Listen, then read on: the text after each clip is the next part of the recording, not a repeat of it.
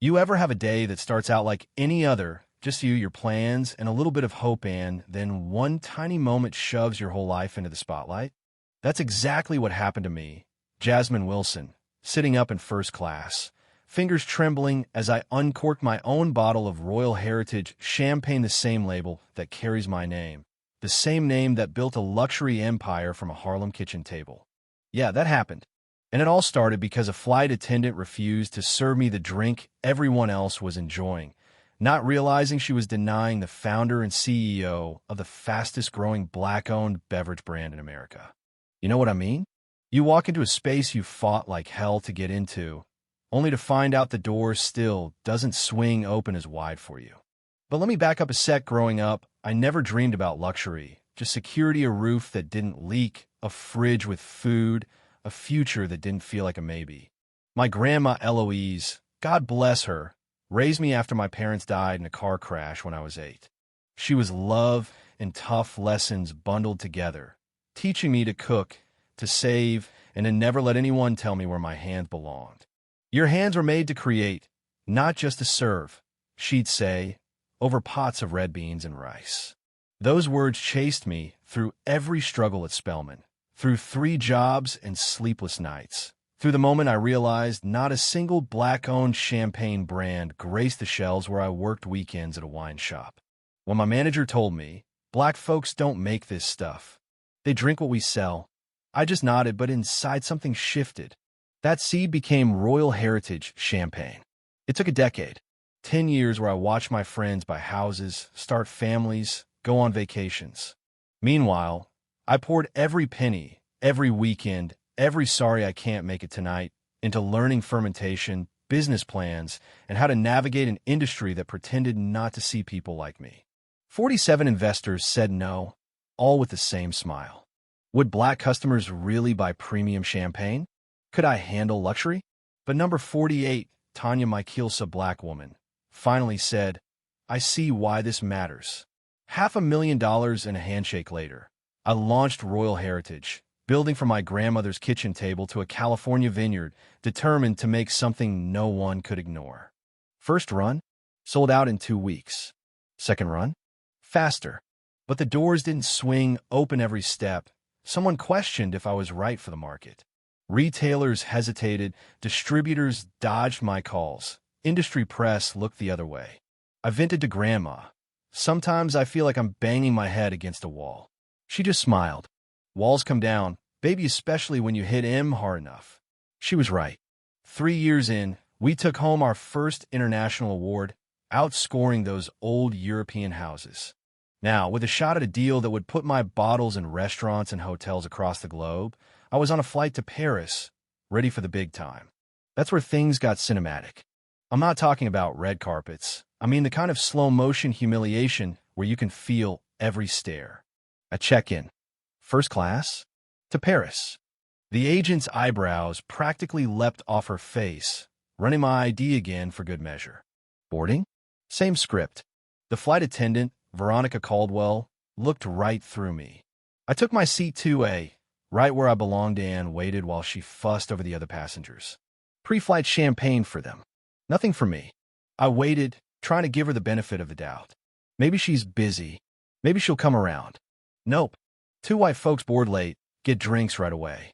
I pressed the call button, asked politely again. "We're out of champagne," she lies, right as another attendant walks past carrying 2 flutes for a couple in row 4. The businessman across from me shoots me that look, half apology, half, "Is this really happening?"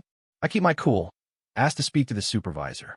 He comes, all polished apologies, but the message is clear: don't make waves. I'm done waiting. So I stand up, reach for my bag, and pull out my own bottle Royal Heritage Grand Reserve, label shining. Pop goes the cork. The whole cabin freezes, Veronica's face cycling through every emotion but the one she ought to have: shame. I pour a glass, toast the air, and let the world see I'm not asking for permission to belong. What none of us realized was the young woman 2 rows back, Maya Rodriguez, an influencer with 6 million followers, was recording the whole thing on her phone.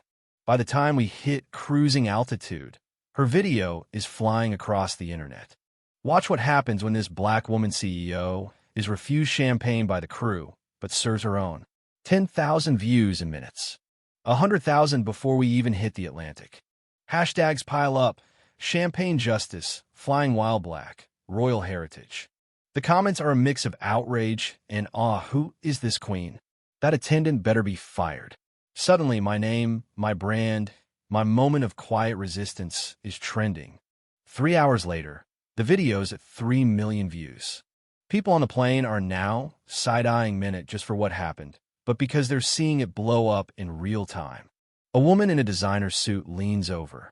"We love your champagne." "And what happened to you?" "Disgraceful." It's all over the internet. She shows me the video on her phone. I'm stunned, vindicated, a little anxious. This isn't the publicity I planned before the biggest meeting of my life. Back in the galley, Veronica is melting down. Colleagues show her the viral clip, comments demanding her head. At the airline's headquarters, the comms team is scrambling. The CEO's getting dragged out of dinner for crisis meetings. Their stock's dropping. By the time we land in Paris, I'm famous for all the wrong reasons, or maybe the right ones, depending on how you look at it. Reporters crowd the arrivals gate. Flashes, mics, the works. "Can you comment on the incident?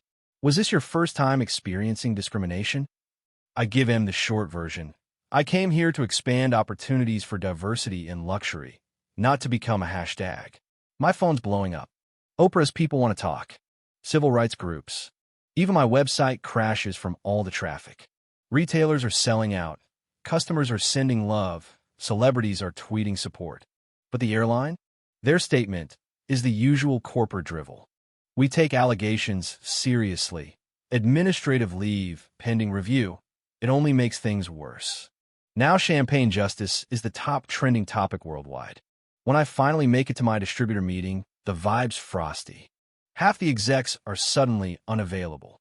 I get grilled about the controversy as if being discriminated against is my fault. They're quick to say maybe we should pause the partnership. I realize one of their board members is also the airline CEO. They're protecting each other. That's the twist nobody sees coming. But here's where the story turns. Staffers inside the distributor reach out, people of color, women, folks sick of watching quality lose out to exclusion. They bring me the receipts. My champagne outperforms the accepted brands in every test, but gets turned down anyway. They tell me to use the viral moment, not run from it. So I do. I launch a new strategy. Reach out to every black-owned retailer, every independent restaurant, every minority-owned beverage brand. Instead of begging for a seat, we build a new table.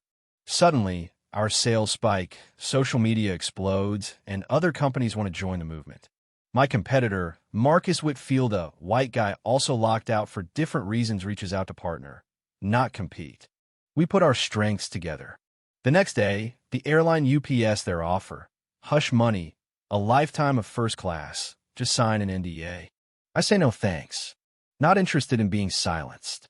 Instead, I organize a press conference, announce Heritage Collectivia Global Alliance, bypassing the gatekeepers.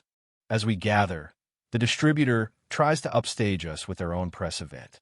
But Marcus flips the script, rejects their offer live on camera, and joins me to announce our new movement. The media can't get enough. By the end of the week, retailers are lined up, industry heavyweights are falling over themselves to catch up, and the old guard's on the ropes. The airline CEO resigns. Class action lawsuits roll in. New policies are set. My story becomes a case study in business schools. My brand sales go through the roof, and other minority entrepreneurs flood my inbox with their own stories of fighting for a place at the table. The best part?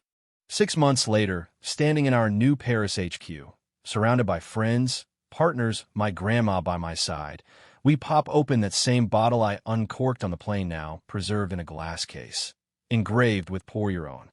Sometimes, the most powerful answer to discrimination isn't anger, it's excellence. It's building something so undeniable, they can't shut the door forever.